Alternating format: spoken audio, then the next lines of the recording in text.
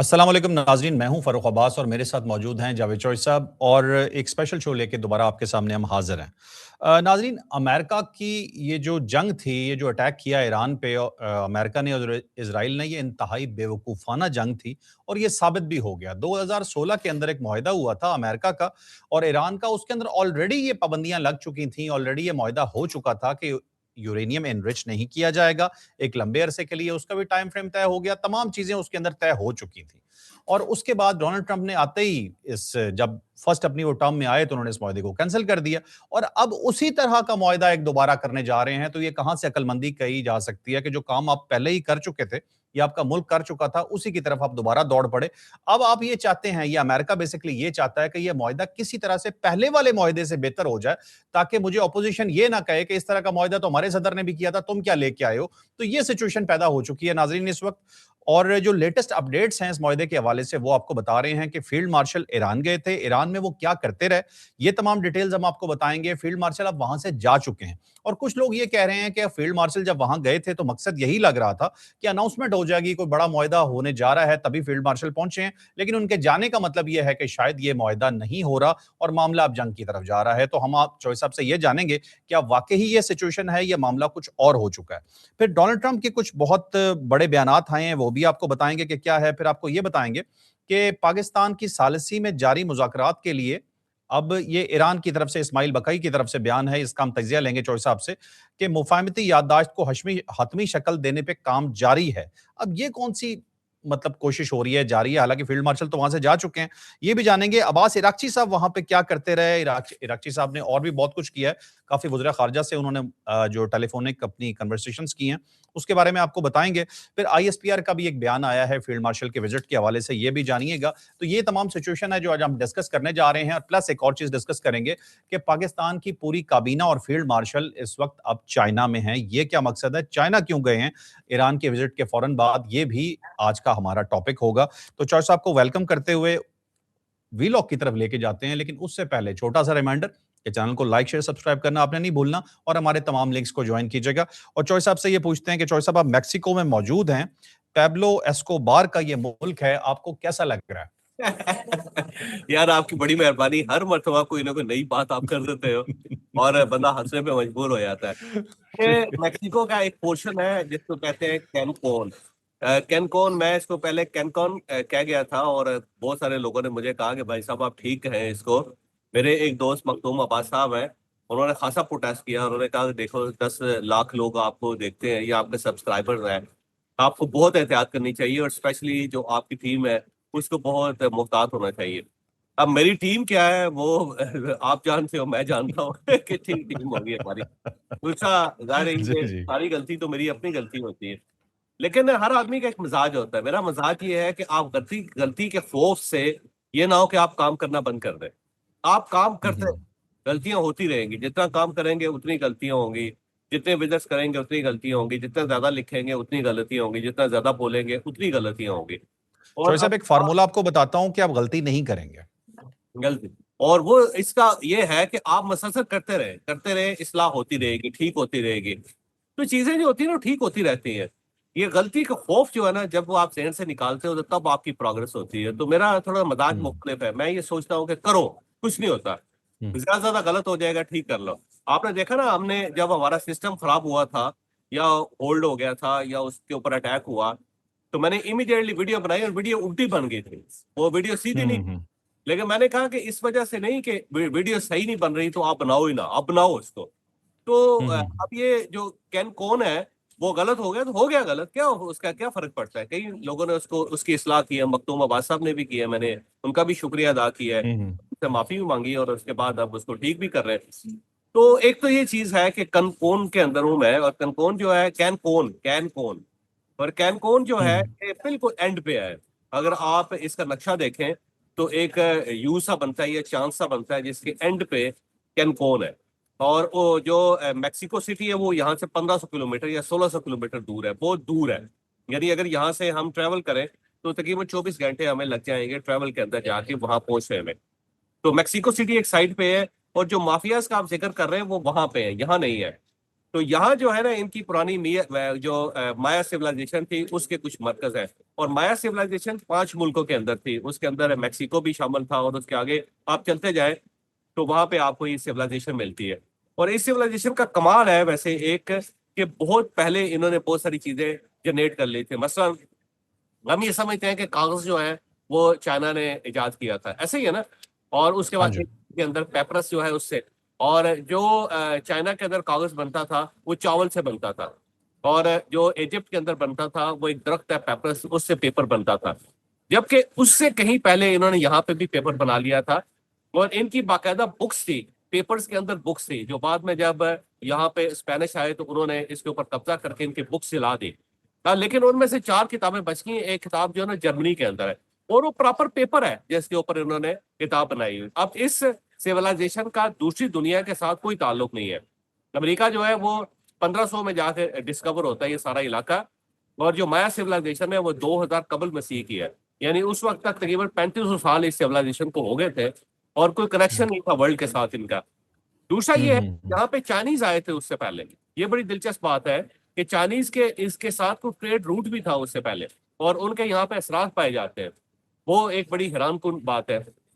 दूसरा, इन्होंने हर चीज अपनी इजाद की, जैसे कि चॉकलेट मैक्सिको की है, चॉकलेट मैक्सिको से पूरी दुनिया में गई है। तो इनका जो पुराना शहर है तुलूम, यहाँ पे वहां पे चॉकलेट हम्म। बनाने का बाकायदा प्रोसेस था, तो वो चॉकलेट उसको उससे क्रिएट करके होते थे। तो ये बड़े मजेदार किस्म के लोग थे। फिर इनमें से अपनी खास किस्म की शहद बनाते थे। फिर इन्होंने एक सड़क बनाई जो 100 किलोमीटर की थी, एलिवेटेड सड़क थी वो थी। उसका फिर प्रॉपर टैक्स वसूल किया जाता था, जैसे आपने हुर्मस पे ईरान टैक्स वसूल करना चाहता है, तो इन्होंने अपनी रोड पे टैक्स वसूल करना शुरू किया हुआ था, वो था। हम्म। फिर इनकी हनी स्पेशल किस्म की है, क्योंकि इनका एक दरख्त है जिससे एक गूंद टाइप चीज निकलती है, और उससे ये च्युइंगम बनाते हैं, अपनी नेचुरल च्युइंगम, और ये बहुत पहले बना रहे थे, कुछ दांतों के लिए बड़ी अच्छी होती है वो। तो वो दरख्त है, उस दरख्त के अंदर खास किस्म की हनी बी है जो डिफरेंट है, जो हमारी हनी बी से बिल्कुल डिफरेंट है, और वह खास किस्म हम्म। हनी बनाती है, और उसकी ट्रेड यहाँ पे होती थी। तो बड़ा दिलचस्प किस्म का ये फिनोमेना है। तो मैं माफियाज के इलाके में नहीं हूँ, मैं बिल्कुल एक ऐसे इलाके में जहाँ पे टूरिस्ट बहुत ज्यादा है, और कनाडा से यहाँ फ्लाइट्स बहुत आती है, अमेरिका से बहुत आती है, यूरोप से बहुत ज्यादा आती ठीक है। है। एक कोने में अच्छा साहब, कोने में घुस के मैं बैठे। ये जी बिल्कुल बिल्कुल, मैं चौधरी साहब ये आपसे कह रहा हूँ कि एक फार्मूला मैं बताऊंगा बिल्कुल एंड पे, जब ये खत्म हो जाएगा वीलॉग, कि उस पे अगर अमल किया जाए तो गलती बिल्कुल भी नहीं होगी। ये आप भी जो गलतियां कर रहे हैं, ये गलतियां बिल्कुल नहीं होंगी। एक फार्मूला बिल्कुल मैं एंड पे बताऊंगा जाके वीलॉग उस के। फार्मूले का नाम है उस्मान बुजदार, कि आप कुछ ना करें। आपने लीक कर दिया, मेरा फार्मूला लीक कर मुझे दिया, पता गलत था किया आप आपने ना। याद आप काम करेंगे ना गलती होगी। काम करे ना, गलती नहीं होगी। जो काम करेगा गलती उससे होगी, जो नहीं करेगा उससे कोई गलती बिल्कुल। नहीं होगी। अच्छा हाँ, जी, जब काम नहीं कर, आपने हाँ, अब चौधरी साहब वीलॉग की तरफ आ जाते हैं। थोड़ा सा अब डिटेल बताइएगा, आपकी अंडरस्टैंडिंग क्या है, अब ये क्या हो रहा है? मुझे लगता है कि मायूसी हुई है, ये कोई बहुत ज्यादा पॉजिटिव नहीं है। तो ईरान ने भी एक थोड़ी सी पॉजिटिव उसको करने की कोशिश की है, अमेरिका ने भी की है, पाकिस्तान ने भी की है। DGISPR की तरफ से बयान भी आया ISPR का कि जनाब पेशरफ्त हुई है। लेकिन मुझे लगता है कि हम्म। पेशरफ्त कोई नहीं हुई, क्योंकि पेशरफ्त होती, हम्म। अनाउंसमेंट थोड़ी सी भी हो जाती है, अनाउंसमेंट कोई एक मामूली से हो जाती है अनाउंसमेंट के जी हम इस नतीजे में पहुंचे हैं, और अगला फेज जो है हम्म। वक्त स्टार्ट होगा। तो मुझे लगता है हम्म। कि ये प्रोजेक्ट जो है वो नाकाम हो गया है। अब पाकिस्तान जो है हम्म। वो मायूस नहीं हो रहा।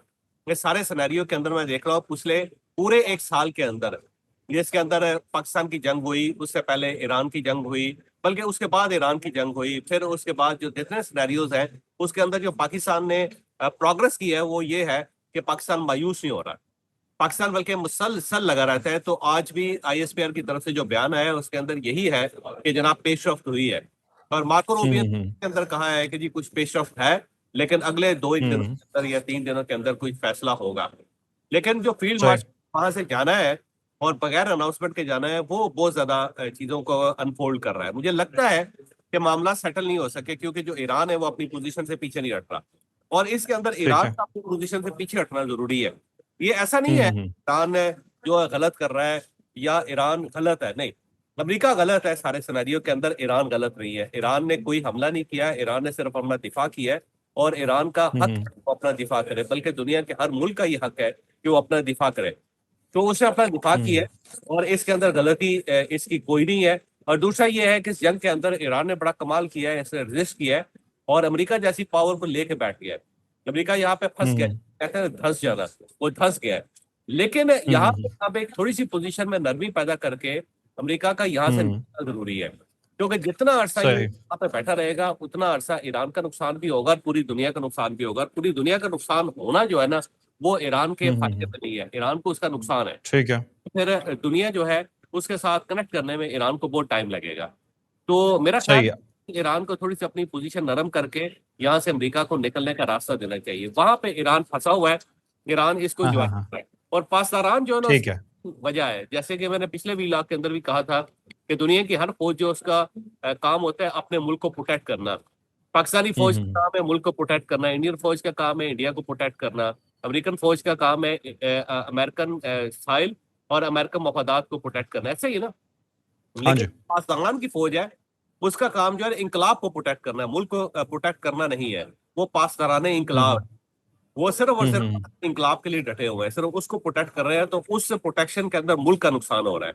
तो वो जो सही। आर्मी है वो सिर्फ इंकलाब तक फोकस करके बैठी हुई है, जिसका नुकसान ईरान को भी हो रहा है, साथ पूरी दुनिया को भी हो रहा है। तो अच्छा चौधरी साहब, अभी एक बयान आया है डोनाल्ड ट्रंप का, मैं वो बयान जरा आपको बता देता हूं। जैसे आपने ऑलरेडी मार्को रूबियो को बता दिया है कि उन्होंने कहा ईरान से मुज़ाकरात में कुछ पेशरफ्त हुई है, तवक्को है जंग के खात्मे के लिए मुआहदा आज या कल या आइंदा चंद दिनों में अनाउंसमेंट हो जाएगी। ये मार्को रूबियो कह रहे हैं।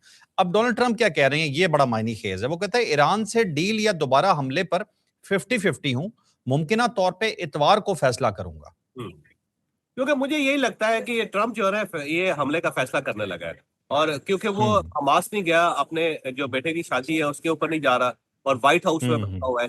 अब अगर उसको मुज़ाकरात की तवक्को होती कामयाबी की, तो फिर कोई इशू नहीं था, वो वहां बैठ के भी ये ऐलान कर सकता था कि जी हमारा मुआहदा हो हाँ गया जी। है या मुआहदा हो रहा है। उसे ट्वीट ही करनी थी, वो ट्वीट का ही एक्सपर्ट है। लेकिन जब अमेरिका अटैक करता है तो उसमें प्रेसिडेंट का व्हाइट हाउस में होना जरूरी होता है, क्योंकि ऑपरेशन रूम के अंदर फिर प्रेसिडेंट बैठता है, तो वो बाहर बैठ अटैक नहीं कर सकता। तो हिस्ट्री के अंदर कोई एक दो वाकयात है, लेकिन वो बड़े लिमिटेड वाकयात है। लेकिन इस टाइप की जो वार है उसके अंदर ये एक्सपेक्ट करते हैं अमेरिकन के प्रेसिडेंट जो होगा व्हाइट हाउस के अंदर ऑपरेशन रूम के अंदर होकर, वहां पे सारी उनकी कैबिनेट होगी जो इंपॉर्टेंट कैबिनेट है। फिर उसके साथ साथ फौज के सारे जनरल्स हैं वो सारे वहां पे होंगे, और एक ही छत के नीचे बैठ के ये फैसला किया जाएगा और उसको उस ऑपरेशन को देखा जाएगा। इवन जब वो साउथ ठीक है। ऑपरेशन था तो उस वक्त भी अगर आप देखें तो ओबामा जो था वो अपनी पूरी कैबिनेट के साथ अपने ऑपरेशन रूम में वहां पे बैठा हुआ था। तो जब इस टाइप की ठीक चीज है। होती है तो वो प्रेसिडेंट फिर वहां व्हाइट हाउस के अंदर ही होता है, किसी और जगह नहीं होता। तो अब अगर ये ठीक मुज़ाकरात है। में कामयाबी का इम्कान डोनाल्ड ट्रंप को होता तो इसे अपने बेटे की शादी पे चले जाना था और उससे परहेज नहीं करना था। लेकिन अब अगर वो वहां नहीं जा रहा, व्हाइट हाउस के अंदर जम के बैठ गया, तो इसका मतलब ये है कि ये अटैक के बारे में सोच रहा है। और पाकिस्तान जो था एक लास्ट कोशिश थी जो पाकिस्तान ने कर ली है। अब मेरी जो ठीक इन्फॉर्मेशन है। ये है कि कतरी अभी तक वहां पे मौजूद है, वो ईरान को समझाने की कोशिश कर रहे हैं। लेकिन जिस वक्त कतरी वक्त भी वहां से निकल जाएगा तो फिर उसके बाद आप समझ लें कि अब ये हमले का टाइम आ गया है, अब ये हमला ही होगा, अब इसके अलावा कुछ नहीं ठीक है। होगा। और अब मेरा ख्याल है जो पाकिस्तान में चाइना गया है, जो प्राइम मिनिस्टर साहब वहां पे है, हमारी कैबिनेट वहां पे है, डिप्टी प्राइम मिनिस्टर जो है वहां पे है, और फील्ड मार्शल वहां पे जा रहे हैं।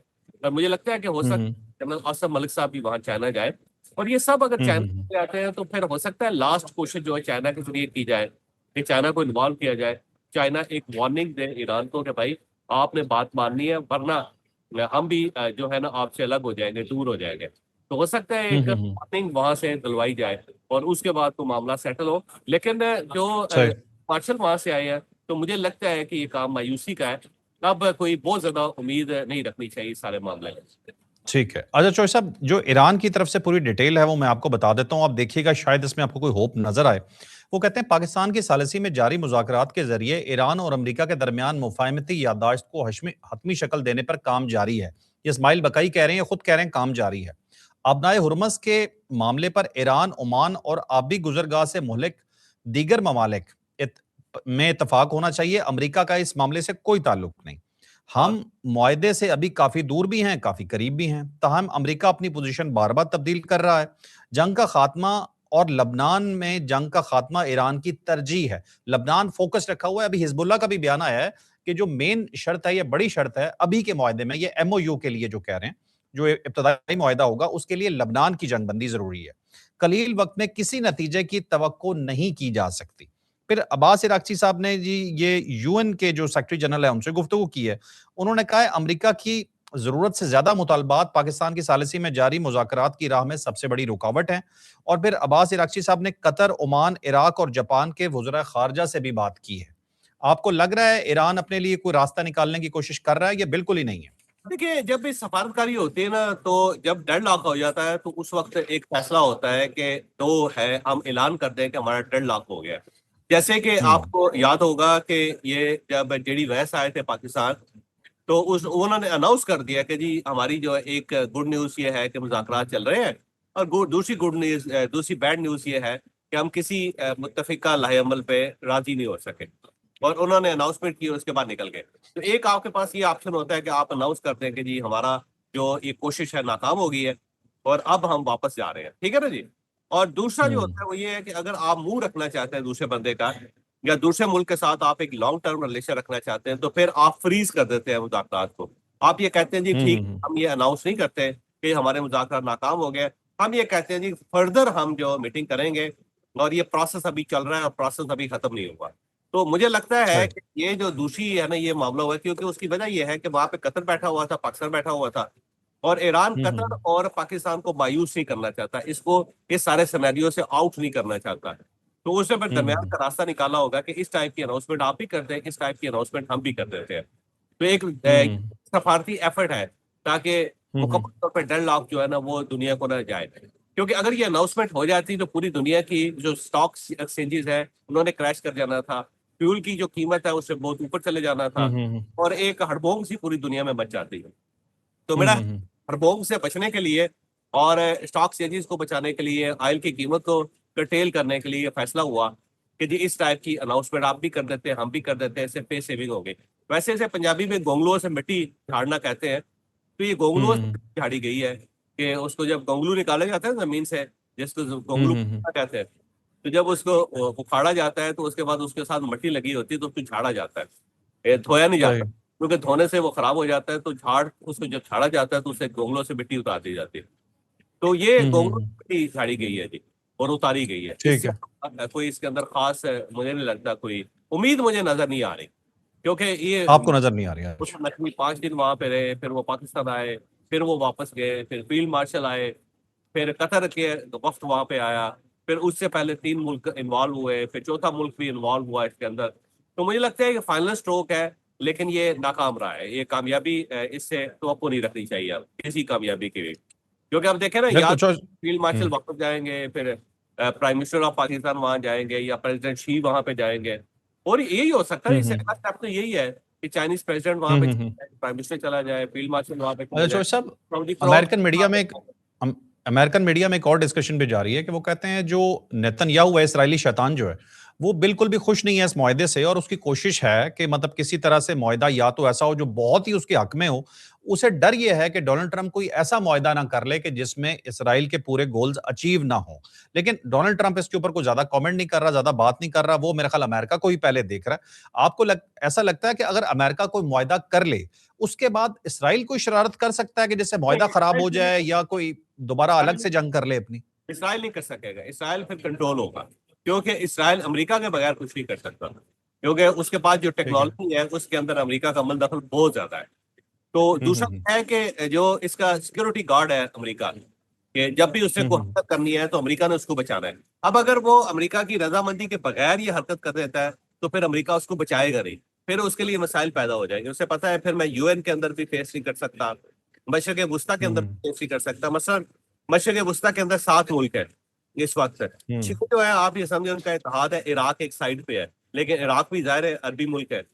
तो ये 7 मुल्कों को अगर ये पता चल जाए कि अब इसराइल के साथ अमेरिका नहीं है, तो क्या करेंगे? ये उसका बिल्कुल खटिया उखाड़ देंगे उसके, ये हलाक है हम्म। पूरे इसराइल को। और या फिर तुर्किया देख लें, तुर्किया कितना बड़ा मुल्क है, तगड़ा मुल्क है हम्म। लिहाज से। अगर उसे पता चल जाए हम्म। कि इसराइल जो है ना अब हम्म। बस हो गया, अकेला रह गया, यतीम हो गया है, तो तुर्किया उसके हम्म। साथ क्या करेगा? इजिप्ट जिसके हम्म। साथ उसने कब्जा किया हुआ है जिसकी सरजमीन के ऊपर, इजिप्ट क्या करेगा? जॉर्डन क्या करेगा? सीरिया क्या करेगा? लेबनान क्या करेगा? इवन लेबनान क्या करेगा? आप उससे अंदाजा लगाएं कि हिजबुल्लाह जो है एक वहां पे सेक्टर है, वो पूरा मुल्क नहीं है, वो एक स्टेक होल्डर है हम्म। के अंदर। वो अकेला हम्म। हिजबुल्लाह है, या उसके जो मुजाहिदीन है वो क्या कर रहे हैं लेबनान से इसराइल के साथ? सिर्फ उसे भी अगर ये खुल मिल जाए कि जी अमेरिका अब सपोर्ट नहीं करेगा, तो मुझे लगता है कि लेबनान ही मत मार के रख देगा इसकी। तो वो ठीक है, अमेरिका के बगैर इसराइल कुछ नहीं है। तो जब अमेरिका एक कॉन्ट्रैक्ट कर लेगा तो फिर नेतन्याहू कुछ नहीं कर सकेगा, फिर इसराइल को मानना पड़ेगा। ये एक हकीकत है। ठीक है। इसे नेतन्याहू भी माना है, लेकिन नेतन्याहू के पास ज्यादा टाइम नहीं है।